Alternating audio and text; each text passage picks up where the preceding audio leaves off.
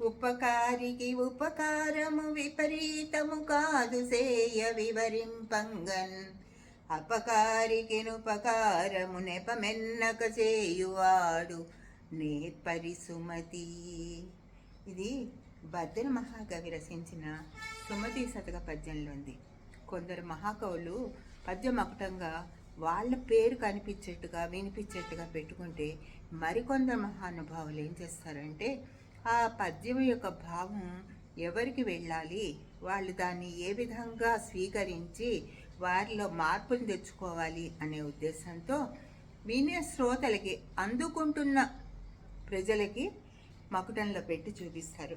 బద్దెన మహాకవి అదేవిధంగా సుమతి మంచి ఆలోచన కలవాడా, ఉపకారం ఎవరైనా చేస్తాను మళ్ళీ ప్రత్యుపకారం చేయటంలో గొప్పదనం ఏముందయ్యా, అసలు గొప్పదనం అంటే నీకు అపకారం చేసిన వాడికి ఉపకారం చేయాల్సిన అవకాశం కనుక వస్తే నువ్వు తప్పకుండా ఉపకారం చేయాలి.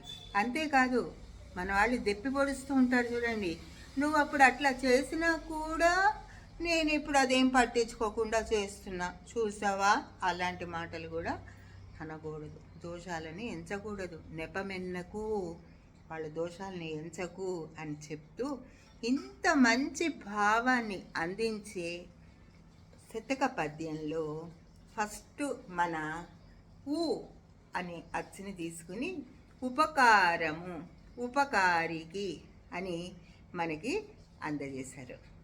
సరే, ఈరోజు మనం ఊ అనే అచ్చు గురించి తెలుసుకుంటున్నాము. అది మీరు ఎప్పుడో గ్రహించేశారు, మీరందరూ సూక్ష్మగ్రాహులు కాబట్టి ఒకసారి ఆ ఊ ఎటువంటి లక్షణాలని కలిగి ఉన్నది అనేది గమనిద్దాం. ఈ ఊ అనేది ఉపకారము, ఉత్సాహము, ఉత్సవము, ఉత్సవము అనే 3 మంచి లక్షణాలను కలిగి ఉన్న అచ్చు. ఇది మనం పలుకుతున్నప్పుడు ఉచ్చారణలో దీనికి 2 నామాలు ఉన్నాయి. ఒకటి, ఇది హ్రస్వము, ఏకమాత్ర కాలంలో దీన్ని ఉచ్చరిస్తాము. రెండోది, ఇది ఓష్ట్యము. మీరు ఎప్పుడైనా దగ్గర నుంచి గమనించి అద్దంలో నిలబడి ఊ అంటున్నప్పుడు మీ 2 పెదవులు కూడా ఒక గుండ్రని ఆకారంలో, వృత్తాకారంలో ఏర్పడతాయి. ఈ 2 పెదవుల కలయిక వలన, సహాయం వలన ఈ అచ్చు ఉత్పత్తి అవుతుంది. కాబట్టి ఉత్పత్తి స్థానాన్ని బట్టి దీన్ని ఓష్ట్యములు అని అంటున్నారు. ఓష్ట్యము అధరము, అధరము కింద పెదవి, ఓష్ట్యము పై పెదవి. ఈ పై పెదవి కింద పెదవి కలిసి ఒక వృత్తాకారంగా ఏర్పడడం వల్ల ఊ అనే శబ్దం వస్తుంది. కాబట్టి నాదమేమో దానికి ఇప్పుడు నాదము శబ్దము అనేది తేడా ఉందండి. నాదము అనేది ఏంటంటే దానికి భాషతో సంబంధం లేదు, అది నాభిలోంచి బయలుదేరి బయటకి పైకి వస్తూ భాషను కూడా స్వీకరిస్తూ, అచ్చులను స్వీకరిస్తూ భావాన్ని తెలియచేయడానికి ముందరకు వస్తున్నప్పుడు మన శరీరంలోని, ముఖ్యంగా మన ముఖంలోని కొన్ని భాగాలు సహాయపడుతూ, దానికి సహకరిస్తూ ఆ పదము యొక్క ఉచ్చారణకి, ఆ అక్షరము యొక్క ఉచ్చారణకి, ఆ అచ్చు యొక్క ఉచ్చారణకి సహాయపడుతూ ఉంటాయి. అదేవిధంగా ఈ హ్రస్వ ఉకారమైన ఉత్తు అని కూడా అంటున్నారు కదా దీన్ని వ్యాకరణలో. ఈ ఉత్తుకి పలికేటప్పుడు సహాయపడేవి ఈ పెదవులు. ఈ పెదవుల సహాయంతో పలుకుతుంది కాబట్టి దీన్ని ఓష్ట్యము అని అంటున్నారు. సరే, ఇంకొకటి ఏంటంటే దీనికి కొన్ని ఉత్సాహం ఎక్కువ కదండి. అందరి దగ్గరికి వెళ్ళి నేను సహాయం చేయనా, నేను సహాయం చేయనా, నేను సహాయం చేయనా అని ముందుకు వచ్చేస్తూ ఉంటుంది. అంతేకాదు ఉపకారం కూడా చేస్తుందండి. ఆ ఉత్సాహము ఉపకారం చేయడానికి మాత్రమే ప్రదర్శిస్తుంది. అంతేకాకుండా ఈ ఊకి ఉత్సవాలు చూడటం అంటే చాలా ఇష్టం. ఇప్పుడు మన క్లాసు మొత్తం అది ఉండి మనకు అన్నీ నేర్పిస్తుందో నేర్పించదో చెప్పలేము. ఒకవేళ మధ్యలో తుర్రుమన్నా కూడా మనం ఏం చేయలేము. కాబట్టి మన తరగతి, ఈనాటి ఎపిసోడ్ని ప్రారంభించేద్దాము రండి.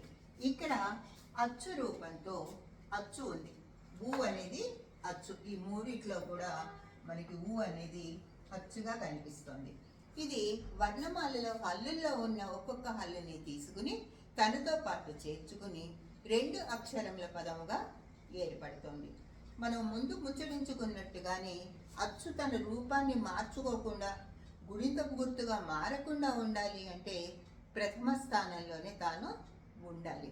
అదేవిధంగా ఇక్కడ ఉ మా ఉ ష ఉ ల వ ఈ విధంగా ఈ పదాల్లో ఊ తను రూపం మార్చుకోలేదు, గుణిత గుర్తుగా మారలేదు.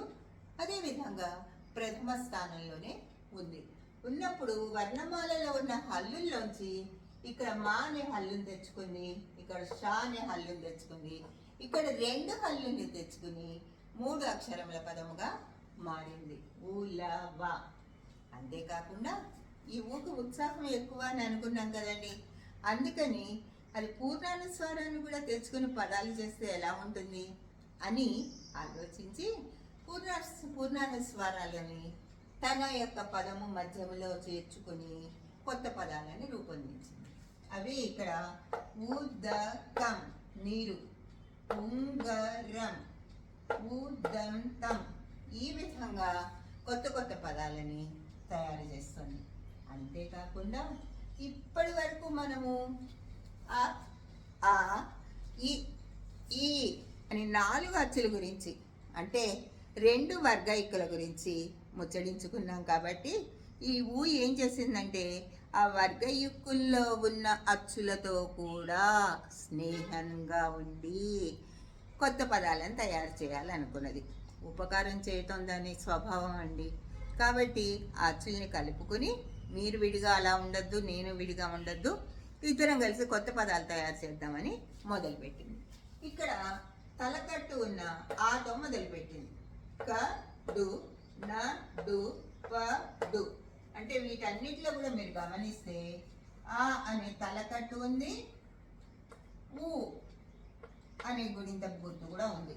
ఆ తర్వాత ఏం చేసింది, దీర్ఘమైన ఆ అని తీసుకుని రాజు పాలు కాపు ఇక్కడ మీకు దీర్ఘం కనిపిస్తుంది, ఇక్కడ కొమ్ము కనిపిస్తుంది.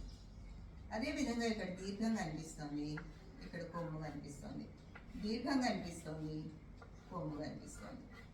తర్వాత ఏం చేసిందంటే ఊతో కూడా చేసుకున్నాం, ఈతో కూడా చేసుకున్నాం. ఇప్పటికి ఆ వర్గం అయిపోయింది, ఆ వర్గయికులు 2 అయిపోయినాయి. ఇప్పుడు ఈ వర్గంలోకి వచ్చింది. ఈ అనే వర్గయికులతో కొత్త పదాలను తయారు చేయాలని నిశ్చయించుకుని వాటిని పిలిచి తిరు పవిత్రమైన ఇక్కడ మీకు గుడి కనిపిస్తుంది, ఇక్కడ కొమ్ము కనిపిస్తుంది. అదేవిధంగా నీళ్ళు ఇక్కడ గుడి కనిపిస్తుంది, ఇక్కడ కొమ్ము కనిపిస్తుంది. వీడు గుడి కనిపిస్తుంది, కొమ్ము కనిపిస్తుంది. ఈ అయిపోయిన తర్వాత ఈ దీర్ఘం, గుడి దీర్ఘం, దాంతో పదాలు చేయాలని నిశ్చయించుకుని వీడు కీడు తీరం వీటన్నిటిలో కూడా మీకు ఈ యొక్క గురింతపు గుర్తైన గుడి దీర్ఘము కనిపిస్తుంది. అదేవిధంగా డు డు డు అనే దాంట్లో కొమ్ము స్వరూపం కూడా కనిపిస్తుంది. ఈ విధంగా చేసిన తర్వాత ఈకేమనిపించిందంటే అట్లా కాదు, నా బెస్ట్ ఫ్రెండ్ ఉన్నాడు కదా మా అనే హల్లు, ఆ మా అనే హల్లుని పిలిచి నేను దానితో కలిసి కొత్త ఆట ఆడుకుంటాం, మీరు చూస్తారా అని మన అడిగి మొదలుపెట్టేసింది. మనకి ఎప్పుడు తెలుసు కదండి, మా రా అంటే మా వచ్చేస్తుంది. ఆ మాకి కొమ్ముగా తను వచ్చేసి ము అనే పదంగా మారిపోయింది, అక్షరంగా మారిపోయింది. మా కాస్త ఇది మా, దీనికి ఊ చేరి ఈ ఊ గురింతపు గుర్తు చేరి కొమ్ము ము అనే పదంగా మారిపోయిన తర్వాత ఆ 2 కలిసి పదంలో మొదటి స్థానంలో, 2వ స్థానంలో, 3వ స్థానంలో, 4వ స్థానంలో అలా ఇలా మన తొక్కుడు బిళ్ళలు ఆడుకుంటూ అన్ని కదిలిస్తూ ఉంటాం కదండి. ఆ విధంగా అక్షరం యొక్క స్థానాన్ని మాత్రం మార్చి ఆ పదము యొక్క అర్థం చెడిపోకుండా కొత్త అర్థాన్ని ఇచ్చే పదాలని చేయటం మొదలుపెట్టాయి. అంటే ఇక్కడ ఇప్పుడు ఏమైంది, ము అనే హల్లు, అదే మా అనే హల్లు, ఊ అనే అచ్చు కొలాబరేట్ అయ్యి మూ అనే అక్షరంగా తయారైంది. తర్వాత ఆ మూగా తయారైన అక్షరం ఏం చేసిందంటే, డబల్స్ ఆడతారు కదండి ఇద్దరిద్దరు కలిసి గేమ్స్, అదే విధంగా ఈ రెండు కలిసినవి పదాల్లో ఒక్కొక్క స్థానంలో జరుగుతూ జరుగుతూ జరుగుతూ వచ్చి ఆ పదాలకి కొత్త అర్థాన్ని ఇవ్వటం మొదలుపెట్టాయి. అదేంటో చూద్దాం రండి. ఇక్కడ ముని ముని ముని అనే దాంట్లో మొట్టమొదటిగా మొదటి స్థానంలో ము ఉంది. రాముని ఇక్కడ రెండో స్థానంలో ఉంది. మనము మూడో స్థానంలో ఉంది. కథనము నాలుగో స్థానంలో ఉంది. పరివారము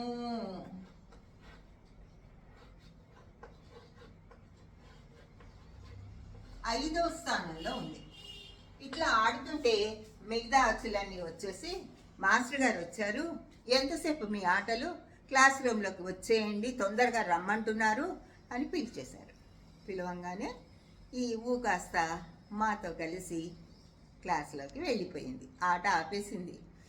వెళ్ళిన తర్వాత మాస్టర్ గారి దగ్గర ఊకి అసలే ఆడింది కదా, మాకు కోపం వస్తుందేమో, నన్ను కోపడతారేమో, ఏదైనా మంచి ఇంప్రెషన్ తెచ్చుకోవాలంటే కొన్ని మంచి మాటలు రాస్తే అయిపోతుంది కదా, నన్ను మెచ్చుకుంటారు కదా అని ఒక ప్లాన్ వేసి ఈ మాస్టర్ గారు, నేను బోర్డు మీద కొన్ని కొత్త పదాలను రాస్తానండి, అందులో నేను మొట్టమొదటి స్థానంలో ఉండి రాస్తాను, మీరు అనుమతిస్తారా అని కొంచెం చాలా వినయంగా అడిగింది. మురిసిపోతున్నారు మాస్టర్ గారు. సరేలే అయితే అన్నారు. వెంటనే మొదలు పెట్టేసిందండి. ఏం మొదలు పెట్టింది? ఉషారు. మాస్టర్ గారు, ఇక్కడ నేను అచ్చగానే ఉన్నాను, ఇక్కడ దీర్ఘాన్ని తోడు తెచ్చుకున్నానండి, నాకు అంటే ఆ అనే అచ్చుని తెచ్చుకున్నాను. ఉసిరి ఇక్కడ ఈ అనే అచ్చుని తెచ్చుకున్నాను. ఉభయలో 2 సార్లు ఆ అనే అచ్చుల్ని తెచ్చుకున్నాను. ఈ విధంగా మనం ఇప్పటి వరకు చదువుకున్న ఈ అనే అచ్చుల్ని తీసుకొచ్చి వాటిని నా పక్కన పెట్టుకుని కొత్త కొత్త పదాల్ని తయారు చేస్తున్నాను. అనగానే సరే బాగానే ఉంది, ఇది అచ్చుగా ఉంటున్నావు, నువ్వు ఎన్నాళ్ళు అచ్చుగా ఉంటావు, కాస్త అక్షరాలుగా మారి కూడా చేయగలవా అని అడిగారు మాస్టర్ గారు. అనగానే సరే అని మొదలు పెట్టేసిందండి. పులుపు, గురువు, ముదురు, చురుకు అని 5 పదాలు పెట్టింది.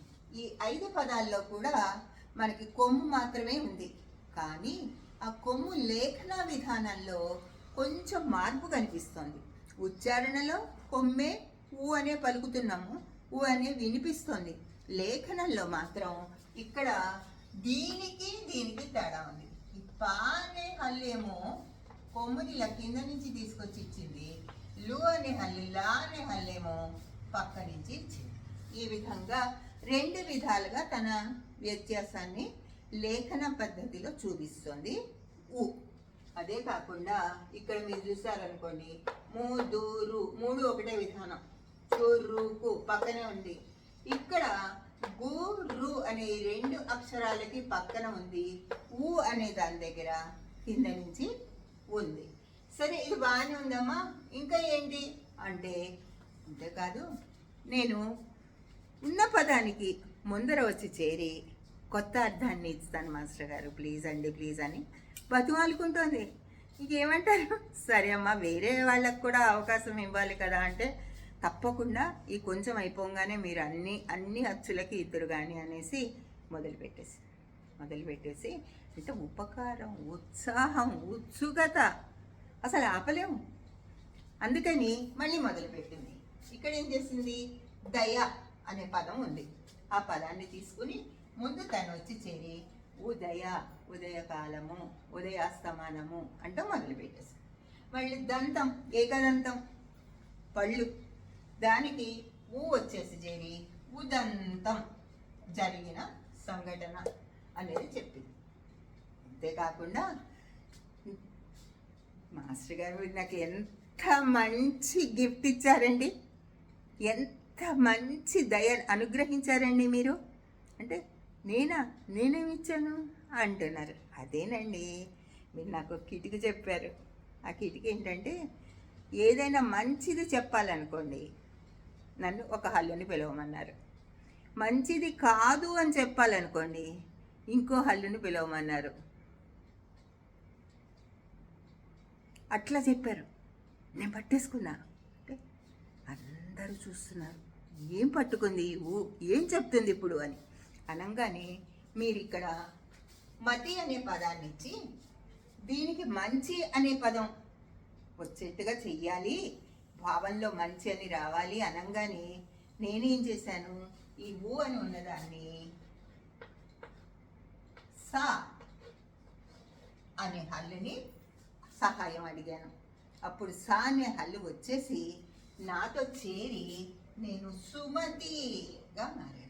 మంచి ఆలోచన కలది, కలవాడు. అదేవిధంగా మంచి ఆలోచన కాదు అని చెప్పాలనుకోండి, అప్పుడు ఈ సూని పిలువని నేను కాని పిలుస్తాను. కాని పిలవంగానే కా ప్లస్ కు వచ్చి కుమతిగా మారిపోతుంది. అప్పుడు మంచి ఆలోచన కాదు.